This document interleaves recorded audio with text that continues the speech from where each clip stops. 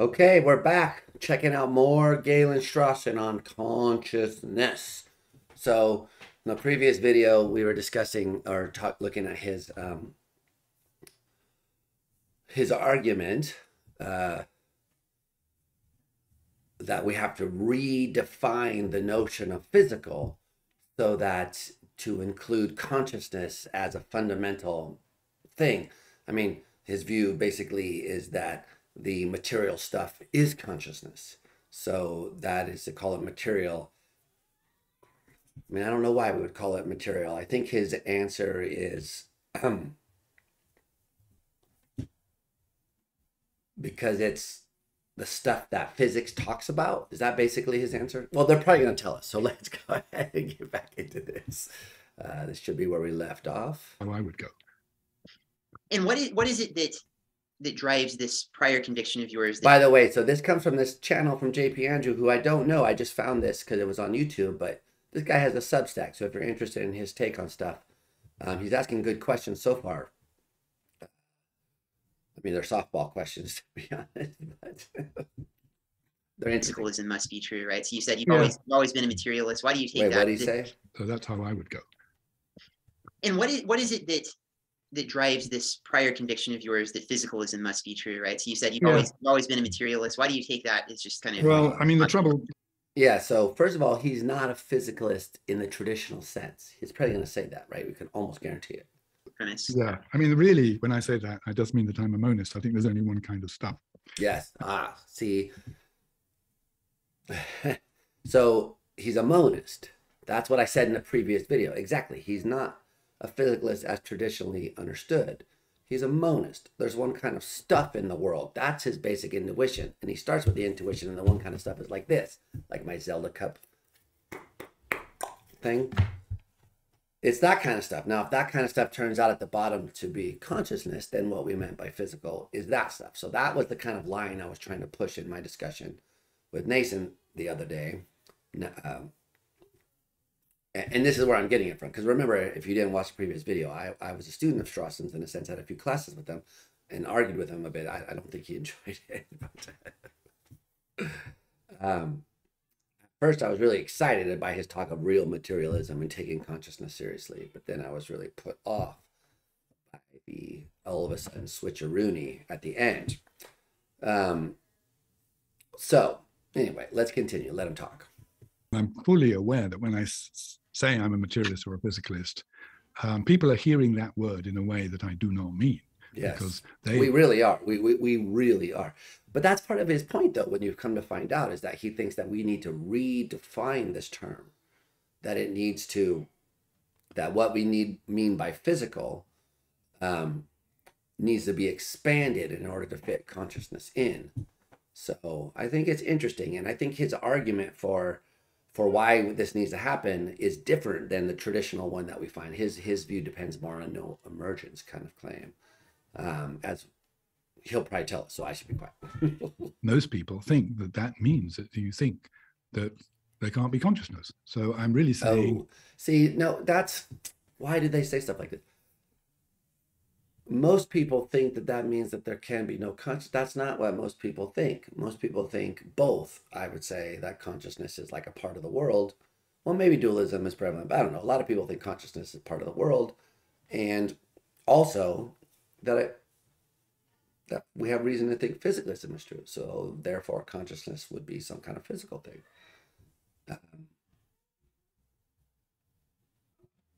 It's only really if you stop right then and don't do any other work in tracking this down that you feel super mystified by this stuff. I would say, but I don't know. Okay, anyway, let's let him speak. There's only one fundamental kind of stuff. I call it, why do I call it matter or the physical? Well, because it's certainly the thing that physics is about. Yeah. Okay, he said that. And you might not think that was a good enough reason. But so, I mean, it's a good question, because it makes me say that really, I just think there's only one fundamental kind of stuff. And I think a lot of physics is true. All that stuff is true. But I know that consciousness exists, so I have to accept that the stuff that physics is about, it also involves the existence of consciousness. And is it? And I agree with that, but I don't think you need to go all the way, or you're forced to anyway, in the way that he does, I guess. But okay, very interesting. Um,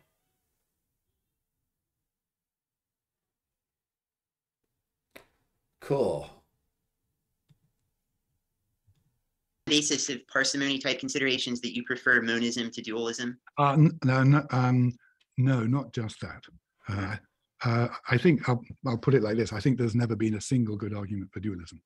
So I'm challenging you to say something. Okay, I mean, I can say Yeah, something. so here I think I agree a lot with Strawson.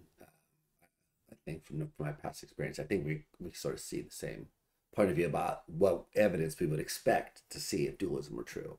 I mean, I'm maybe a little more sympathetic to dualism than you are. So, I mean, it kind of seems like a thought is a different sort of thing than my table here. You know, like I'm looking at the table. Sure. The thought and the table seem like they're different kinds of things. So there's some sort of natural idea. Well, okay, there are these two different sorts of things in reality. But you don't like. Why don't you like that sort of argument? Absolutely. But then I could say, well, taste is very different from vision. Right. In fact, that's as radical a difference as I. So that would be, the first reply. And what? That's as radical a difference.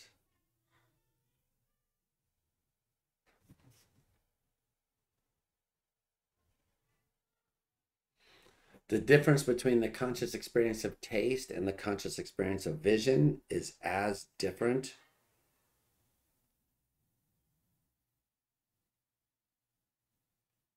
as the difference between conscious experience and physical things? Wait, is that what he... Oh, man, hold it. I think I need a drink for this stuff. Hold on, let me go back just a little bit. For dualism. So I'm challenging you to say something. Okay, I mean, I can say something. So, okay, I mean, I'm maybe a little more sympathetic to dualism than you are. So, I mean, it kind of seems like a thought is a different sort of thing than my table here. You know, like I'm looking. All right, so that's a kind of shortcut Descartes argument. Thoughts, I would say, just we're not really talking about that necessarily, but if we agree there's cognitive phenomenology, then thoughts are relevant.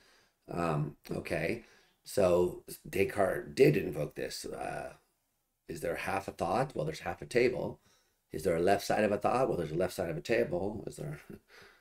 Can you really have a thought in the back of your mind as opposed to the front in some physical spatial way?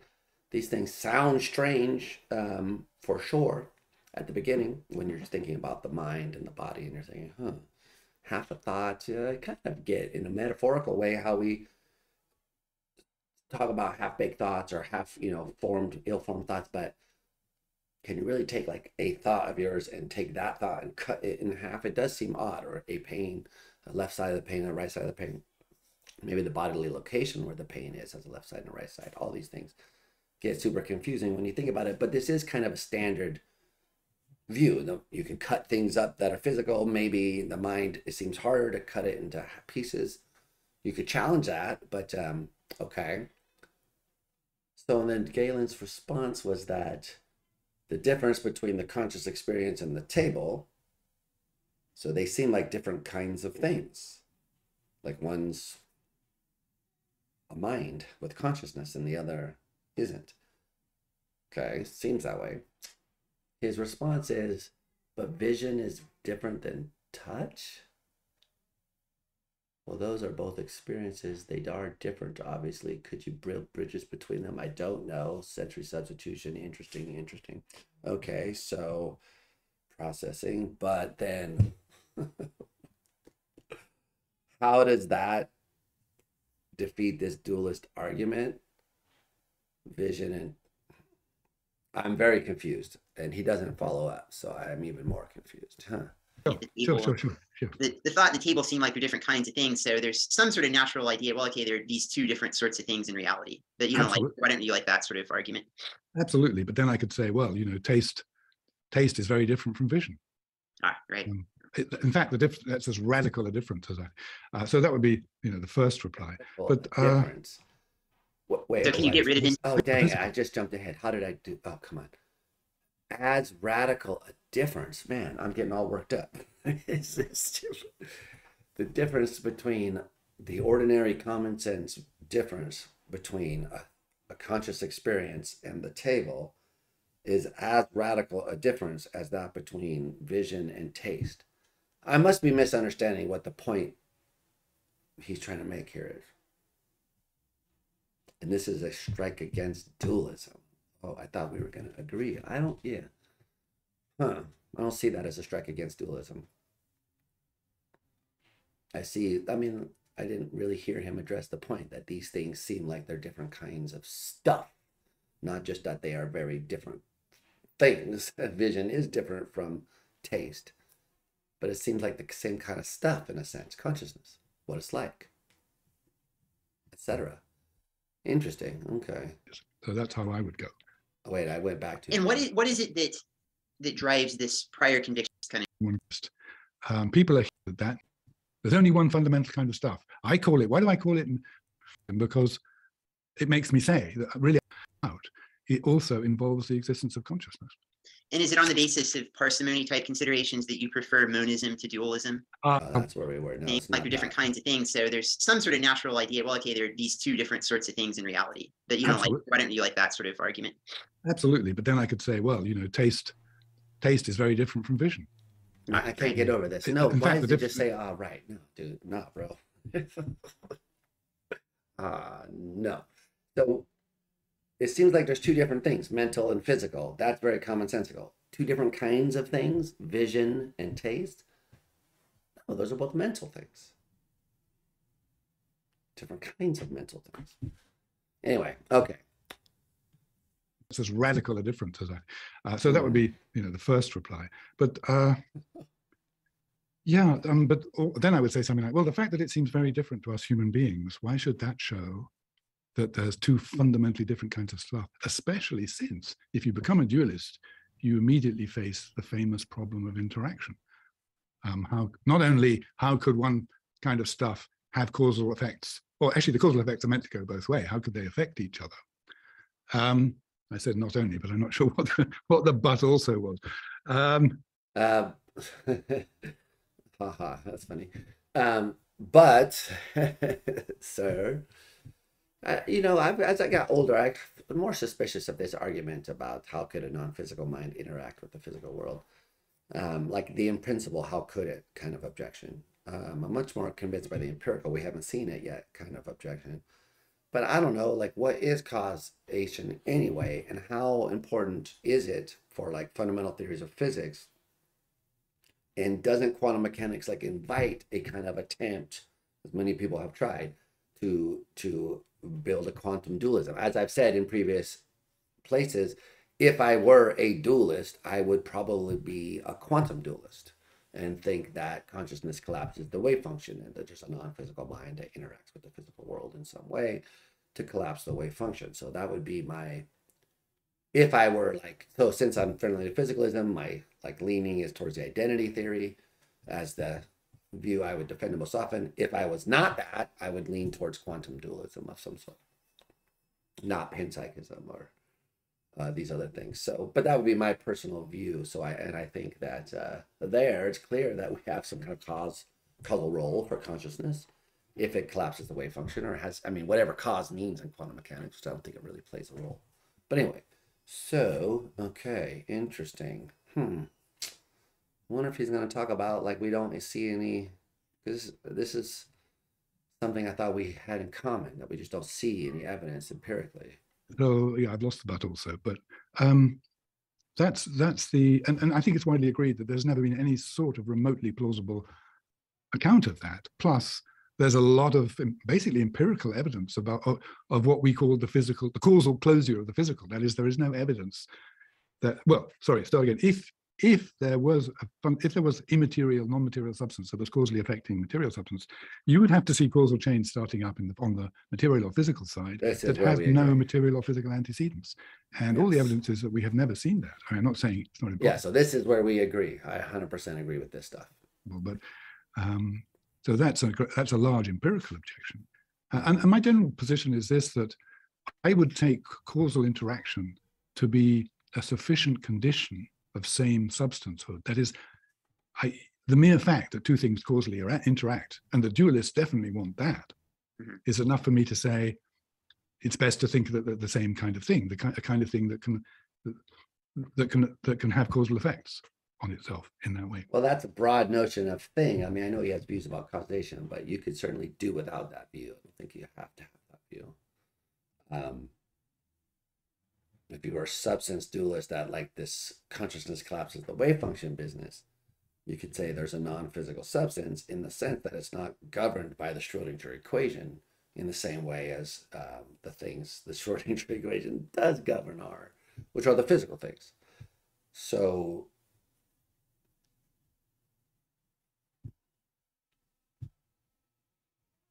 yeah, I guess I'm not very as much in agreement with this stuff about anti-dualism as I thought I was.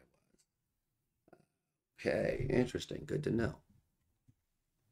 Okay, well, so all of that leads nicely into the conversation where I want to get where I want the conversation to go next, which is about panpsychism, right? So these considerations have led you to defend famously a view called panpsychism. I want to give you a chance because I think that you're often misrepresented. Panpsychism is often misrepresented. What is panpsychism according to Galen Strawson? And do you endorse the position? Well, I mean, it's the same thing as it is according to the Oxford English Dictionary for a start. That is, it's a materialist view. Mm-hmm. It's a view that all matter involves consciousness in some way. So certainly, it's a materialist view.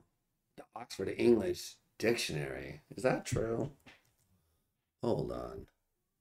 Oxford English Dictionary. Okay. Oh, ooh la la. OED. Go fancy. Psychism. Let's look it up. Bam. The theory or belief that there is an element of consciousness in all matter. Okay. From 1879. There's an element of consciousness in all matter, so therefore it's a material view. It's a theory of the material world saying that consciousness is at the basis of it or something like that. But is this really a material view?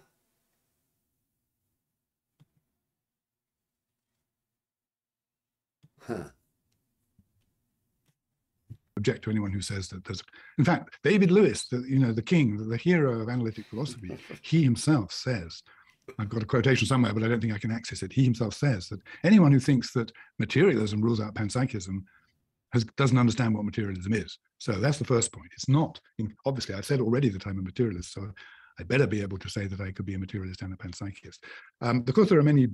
Yeah, so this way of using the word physical is just that, or material is that. It's a theory of what the ordinary stuff around us is. Like, as I said, I can kind of almost get on board with that. But then why wouldn't I be a panpsychist instead of a quantum dualist if I gave up physicalism?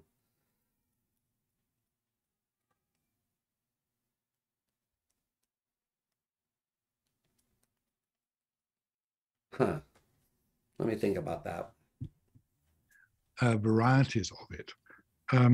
But let me give you, perhaps it helps to give you what I see as the kind of the basic argument for panpsychism if you're already a materialist or a monist. So that it goes like this. Materialism is true. Everything in the universe is wholly physical. Yeah, here's where we're going to get emergence, right? This is going to be all about emergence. So the first two premises are the same as before. Premise three. The first two premises, so world's material consciousness exists. Those were the two premises from before. Okay. No radical emergence. Yeah. Nothing. Wait. Let's see. Is that the best way to put it? Yes. So okay. I will put it like this: consciousness could not possibly arise from something that was in its fundamental nature wholly and utterly non-conscious. So, conclusion, or consciousness must in some way be already there at the bottom of things. And that's pretty much like the standard panpsychist view that consciousness is already intrinsically part of the nature of physical stuff. Yeah, so the idea is that you can't get consciousness from something which itself isn't consciousness because they're just like too radically different from each other. So we can make sense of emergence, like of liquidity and stuff on his view, from the atoms, because those properties are not so radically different. I don't know. To me, this always seems like question begging. I don't know why people think consciousness is such a radically different property. So when they say, how do you fit this into your like this radically different property? How do you bridge this gap between these different kinds of properties? They don't seem like it's obvious that they are different kinds of properties. I think that's question begging.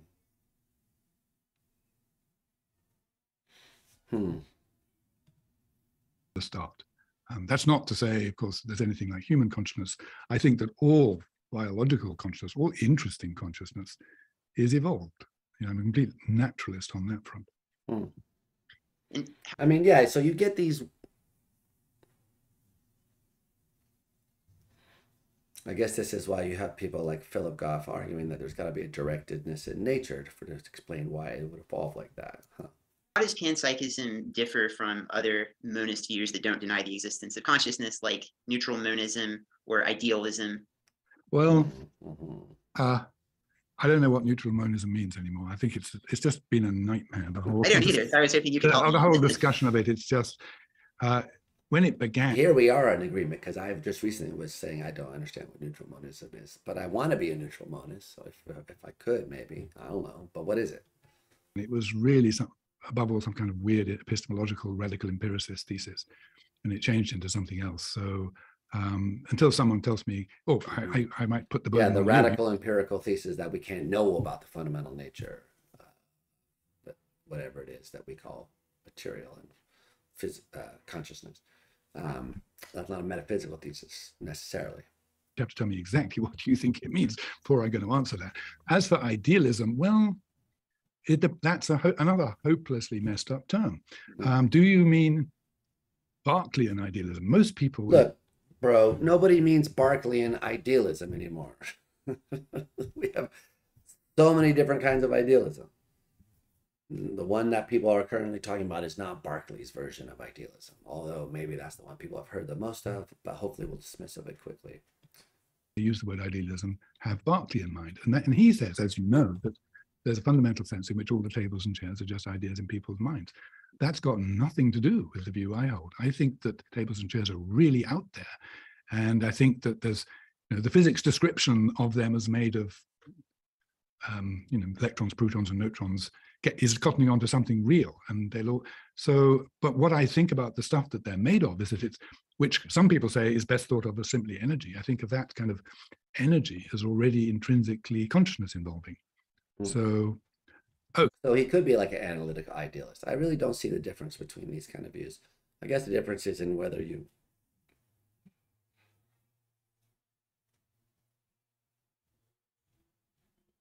besides the specifics of like the way people talk about these views, I don't really see the difference too much. Okay, so yes, one more thing I should say straight away. Of course, I don't think that tables and chairs are subjects. Right. Yeah, right. It just doesn't follow. You can think, as it were. Yeah, it doesn't follow. It's not logically entailed by the theory, but it's true that it's weird, because then you need to tell a story about that solves the combination problem, basically, in a more general sense that tells you in some like intelligible way why it is that certain combinations of physical things, like in living systems or in brains or whatever, results in consciousness, and in physical arrangements of other systems like tables and chairs, it doesn't.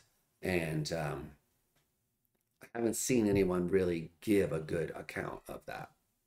Just thought the simplicity about electrons. You can think that the electrons that make up the chair are in the sort of fizzing energy that constitutes their being is somehow consciousness involving, without thinking that when you put them together into the shape of a chair, you get a new, as it were, subject of experience, the chair, that is a conscious subject. But why? Like, what would stop that from happening, since it does happen in our case? That's the question. I don't think that for a moment. So it no more follows from the fact that there's a sense in which the stuff it's made out of is conscious than it follows that a football team is a conscious subject because it's made up of conscious subjects, right? Right. So the view is that whatever's fundamental, if we can talk in terms of particles, I don't know, particles, energy fields, whatever, experience is the essential nature of that stuff. on your view, but it's not the case that every composite made up of that essential stuff has its own special form of consciousness. Yeah. So, I mean, I would think that of larger things that are conscious, probably they're all biologically evolved. Right. Yeah, okay. that would be my bet. Yeah, but I don't know if that football team analogy really works, though, because the way the team is structured isn't the same as the way tables are structured, in terms of the cohesiveness, the tightness, physical bondedness, etc. So I guess I kind of take the point. But then you just are left with the explanatory problem all over again. Like, why does it happen then in brains? And you haven't given us any answer or insight into this question of how does consciousness like ours arise, which I think of as really the fundamental thing that we're interested in. Right. Okay, good. And well, I guess maybe just to press that point a little bit further. So, I mean, why are you somewhat conservative there? Why are you resistant to the idea that, yeah, like, just all composites have their own perspective or something? Yeah, interesting. Well, because for one thing, it seems. By the way, some panpsychists do take this view, and I'm thinking of Luke Roloff's. Implausible, but I mean, some people would say the whole view is grossly implausible. Yeah, that's right. So a lot of people say, well, I just think it's implausible. So. Well, no, it's partly because I think that interesting consciousness, animal consciousness, biologically, evolved for a purpose, and that wouldn't happen in the case of a chair. That's one reason. And empirically, I think it highly plausible that you need some incredibly complicated electrochemical shenanigans to get, interesting consciousness. And chairs don't have it. My brain has it, and but why do those shenanigans give rise to it? Like, that's the question we all have. And how does this no emergence view, I mean, there is a kind of, so what he means is no emergence of conscious from unconsciousness, but they're going to say it's fine for consciousness to emerge from consciousness. I just don't see why that's a legitimate move. Actually, it seems illegitimate to me. Especially given these things we were saying before about, are these really different properties?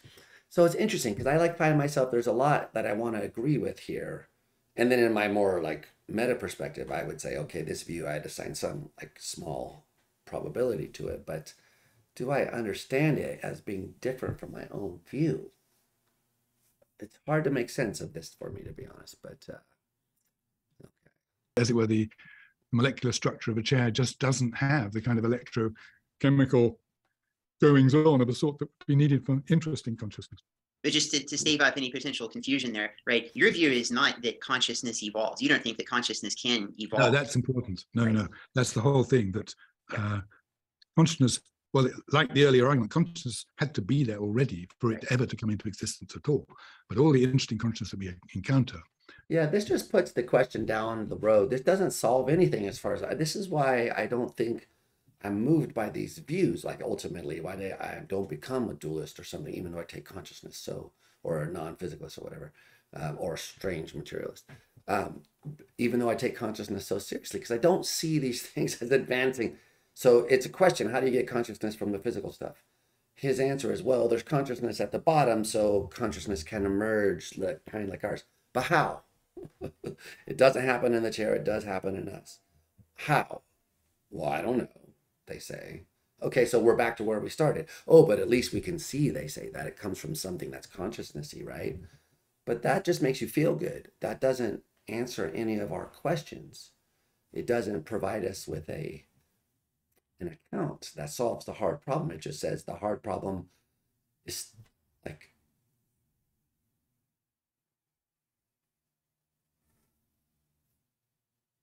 just the difficult problem. But the difficult problem of saying how consciousness arises from consciousness, as evidenced by the chair and me, and so forth, is just as hard.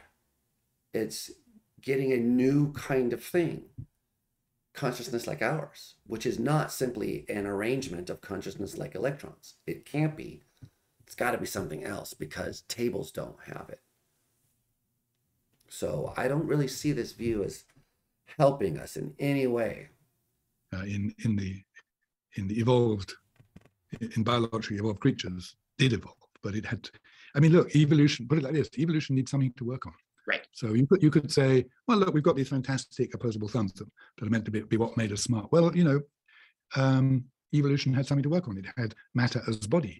So we now have these extraordinary sensory capacities, and dogs and eagles have them even more refined than we do. But again, evolution needed something to work on. It couldn't just make it out of nothing.